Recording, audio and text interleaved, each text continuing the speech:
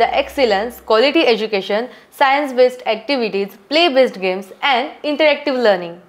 With all these modern teaching methods and strong parent-teacher communication, then what are you waiting for? लवकरात लवकर आपल्या पाल्याचे admission Muktai कॉन्व्हेंटला करा. Location आहे Muktai convent, चेतना नगर, सुंदरखेड, बुलढाणा.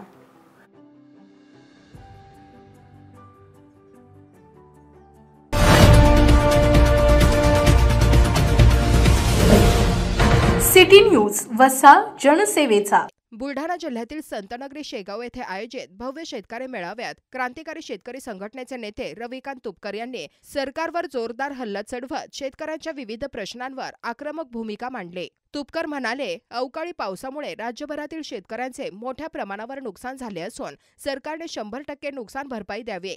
लाखो शेतकरी आजही पीक विम्यापासून वंचित आहेत. त्यांना तत्काळ विमा संरक्षण मिळाले पाहिजे.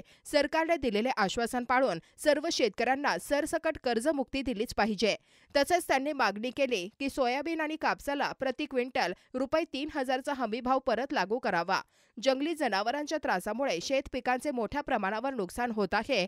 यावर उपाय म्हणून शेतीसाठी मजबूत कंपाऊंड आणि शेतमजुरांसाठी सुरक्षा व्यवस्था दिली जावे. या एल्गार सभेला शेतकऱ्यांचा उत्स्फूर्त प्रतिसाद मिळाला.